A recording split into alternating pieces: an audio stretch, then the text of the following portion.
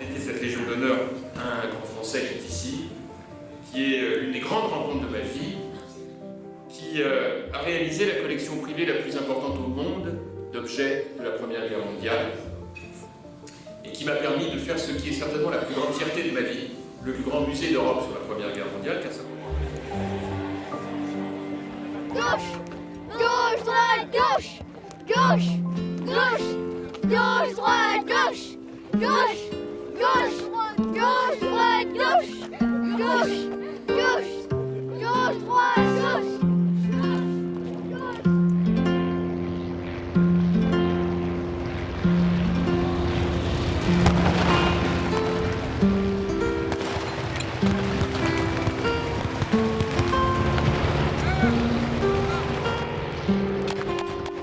Dans cette galerie de combattants, ce sont des vrais visages qui ont été moulés. J'ai choisi ma petite place. On m'a demandé ce que je voulais être. J'ai pas voulu être général, j'ai pas voulu être cavalier. Je me suis mis en territorial. Le vieux qui va garder les ponts, qui va regarder les camps de prisonniers avec un fusil de la guerre de 70, des sabots aux pieds. Excusez-moi, monsieur. Je peux vous poser une question? Oui, j'en prie.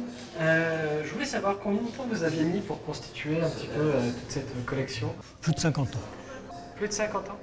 Concrètement, vous avez fait comment, en fait? Ben, je sais pas. C'est-à-dire que les objets étaient peut-être moins chers qu'aujourd'hui. Ouais. On en trouvait peut-être un peu plus, en sachant qu'il n'y avait pas de documentation à l'époque. Donc ça allait de la chance. Et à chaque fois, vous avez acquis des choses ou vous avez aussi revendu pour voir Jamais, quelque jamais, chose, jamais, ou... jamais. Jamais. J'ai refusé. J'ai refusé parce que je ne suis pas collectionneur. 50 000 objets, une histoire, documents, lettres. C'est une collection exceptionnelle et on le doit à un seul homme, un grand Français qui est Jean-Pierre Vernet.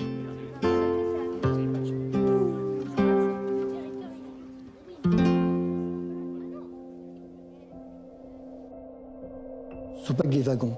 Pour moi, c'est le départ de millions d'hommes qui arrivent aux frontières.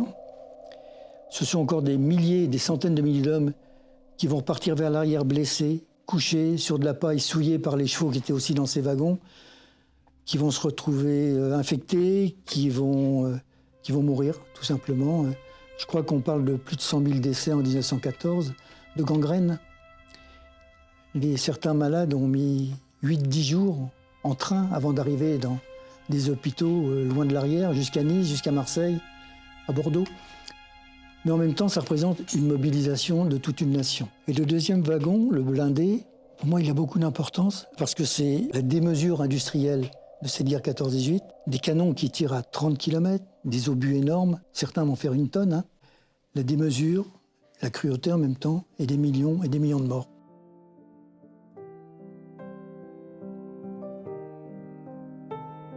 Le wagon a une triste épopée, en fin de compte. Au départ, il était là pour transporter du pinard, et puis le vin rouge s'est terminé en sang, ensuite en convoi funèbre. Il faut réfléchir à ça.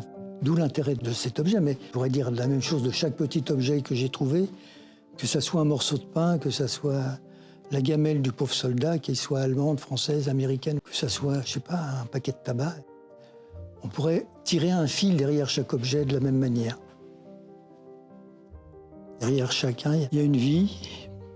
Je cherche l'objet pour ce qu'il représente. Une mémoire, et puis une mémoire ancrée dans le passé, mais très présente dans notre quotidien, dans notre présent. Voilà. C'est simple. Je t'embrasse et à bientôt.